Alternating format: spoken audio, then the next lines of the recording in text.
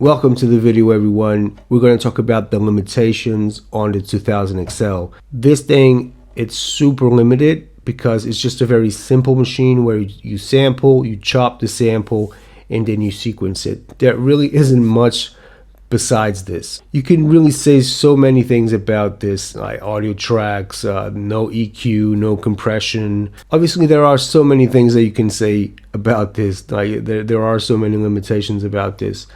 But at the end of the day, this is meant just for you to connect some sound to it, to sample, to chop, and to sequence. Okay, that's the job of the 2000 XL. And doing that small work, that very minimalistic work of sampling, chopping, and sequencing, inside that workflow, what are the limitations? Okay, so that's what I'm focusing on right here in this video. I have my MPC Live here on the side just so I can explain better some of these features. And let's jump onto it straight away. So the first thing that's really annoying on the XL is that there are no mute groups and there is no way for you to control the polyphony in the program. Notice that here on the XL,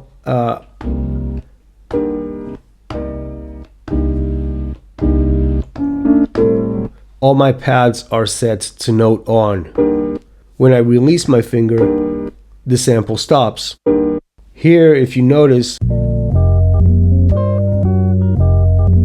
I can easily jump between pads and all the samples are going to mute each other. If I want, I have that possibility here. There's better control with polyphony in this program. I can put the entire program, all the samples muting each other, so I can put the entire program into monophonic, so that way there will be no overlapping of samples. Only one sample will play at a time. Here, you don't have that. So, which means the entire program will always play at maximum polyphony. There's the possibility, if you go into the program, there's the possibility of you having 3 pads mute each other. But that's as far as you can go. Okay, so apart from that, there's no other way. And that's why I have all my pads set to note on. That way I can stop the sample from playing when I want and have that same effect that I do here on the new MPCs. Okay, that to me is a huge thing. Polyphony. You can't control the polyphony here. There is this program that was created by Lohis, and he cleverly structured the program in a way that you can, I think, mute up to 16 pads. I think that's as far as he got. He did it very cleverly using the simultaneous play along with the mutes. He sets one pad to trigger another pad via simultaneous play, and then that pad will mute another pad. So it's just a very intricate way, a very clever way of coming up with 16 pads to mute each other. The way I like to work with the XL is to have all my pads always in note on, which on the XL is note off. Actually, it's called note off. But if you go here to the new MPCs, this same feature, it's called note on, but on the XL it's called note off. Okay, another thing that's, I wouldn't say it's a deal breaker for me like it is with the mute groups, but you can still get around it. You can only edit one pad at a time. Here you have the possibility to edit the entire program at once. So if you have like 16 samples in the 16 pads, you can edit the 16 pads at the same time. Here, there's no way to pitch the entire program, so I have to go one by one. So I have to go here and say like 20, 20, 20, 20.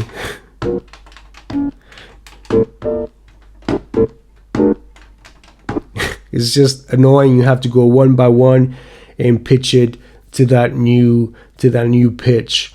And then you might not like it, you have to pitch it to another pitch. So you have to go one by one and edit one pad by one, okay? And it's annoying. So it's a bit annoying doing that. It's not really a deal breaker to me, but if you're going to get into the Excel, you will be doing this a lot. And this is because it is, as I said at the beginning of the video, it is a very basic, a very minimalistic sampler. There aren't many tools inside this. It's very, very, very simple, very basic. One of those basic things is that it only has a low pass filter. There is no band pass, there is no high pass on this. That to me, it's a huge deal breaker. To get around that, I got the effects board. I have the effects board installed inside of this unit, which then it comes with an EQ, and I can have that EQ set as a high pass, and I can run all of the samples that I want as high pass. I can run it through the effects board. That way I have a filter. I have a high pass filter inside of my MPC, but you have to install that effects board. Even though that it's not per pad, it's not a filter that you will have per pad. It's a filter for the entire MPC. So you can't change it for one pad and change it differently for another pad. It's set as a high pass for the entire program. So yeah, that's a huge thing. There's no high pass. You're stuck with low pass. And if you don't find one of the effects board, what you can do, and I've never used that workflow, is to have the 8 outs. You can install the 8 outputs and then send those 8 outs to a mixer and then EQ it outside on the mixer and have that sample that you want set as a high pass. Another way to get around this is by resampling. That's another issue. The MPC doesn't have a resampling function. Okay, so if you want to resample something on the MPC, you're going to have to send it out, and that's why you'll need an external sampler on your side. For this to be a really, really good workflow, you'll need a sampler on the side. I have my live here. It really kind of defeats the purpose, and that's why I think it really isn't a solution in the end, because if I have this on the side to kind of complement for the lack of resampling on this, you know, it's kind of like, do I really need to be working with the Excel? To me, resampling, not having that ability to resample, it's a major, major thing. Like, I can't really work with a machine that doesn't have resampling, because if it would only have resampling, internal resampling, I would be okay with it not having a filter, a high pass filter. I could just resample stuff with my effects board. The way to get around it, as I was saying, is that you can have a sampler on the side where you can send your outputs, you send it out into my MPC, sample it, okay.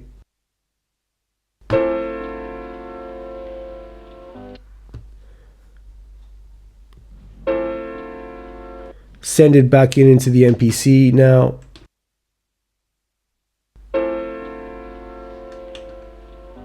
And now I have that sample recorded in the MPC with a high pass, and I can change the EQ to use for another thing. I can choose that effect send for another thing.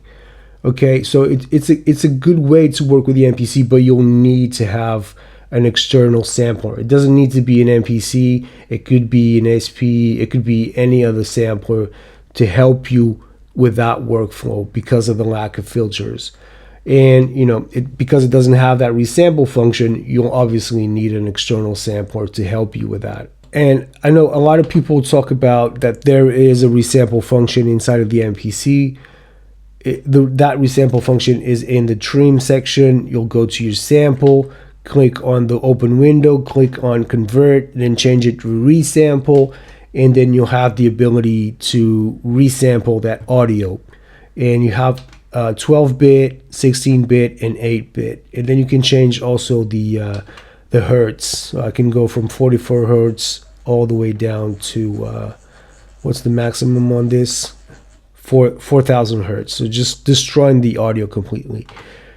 I'm not going to do that because it takes a long time. This processes the audio. It doesn't resample it live like you do on the MPC. It converts the sample. It processes the audio, and it takes a huge amount of time for it to process audio.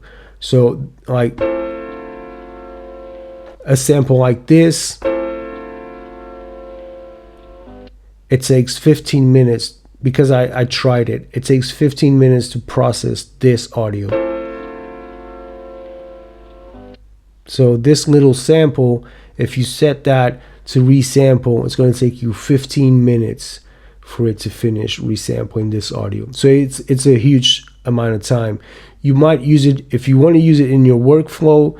I'll use it for maybe kicks or snares, and even a snare can take up to 3-5 minutes to resample. Okay, let's jump on to another thing, and that is monitoring while you're listening to your beat. So if you're making a beat, there's no way for you to hear external audio coming in. So there is no monitoring coming in to the MPC. It's something that I'm quite used to with the new ones, is, you know, playing a beat and listening to records while I'm playing it, or listening to samples, like previewing samples while I'm playing the record. You can't do that here. When the beat is playing, there's no way for you to hear external audio coming in or to preview samples while you do it. So that's it. No monitoring, which is something that, again, frustrating if you want to be previewing samples or listening to your record while the beat is playing. You can't do that. Again, the best thing is to have a sampler on the side or a mixer, and you can send everything into the mixer and listen to your beat in the mixer while you're previewing samples coming from a record or coming from another MPC or coming from your computer. And to finish this off is previewing. Now that we're talking about monitoring, let's jump into the preview here on the MPC, and I'm just using this to help you understand what the feature is. I can preview samples quite easily, right? So let me get here to a folder. Okay, I can just easily jump between samples. Here on the preview, it's an old preview, but it sucks really. If you go here, you have to go into the folder and you have to press do it. So just go to a sample, press do it. It loads up the sample for you to preview. Okay, you like it, you load it up. You don't like it, you discard it, and then go to the next one. Press do it to listen to it. Press play. Like it, you keep it. You don't, you discard it, and then to the next one. So it takes a bit of time. Plus, you cannot do it while you're listening to the beat. So if you're trying to preview samples while you're listening to the beat, you can't do that. Yeah, and that's it. That to me, those to me are the real limitations of the XL. Chopping with it is okay. I don't care too much about chopping. I'm not going to chop an entire record here. It's a different type of workflow than what I do here on the live or on the new MPCs. But yeah, that's it. Just the lack of high pass filter, no mute groups, no monitoring, no resampling, and the previewing sucks as well. That's it. That to me, those are the real limitations of the XL. But you know, you get around those, and having a sampler on the side always helps.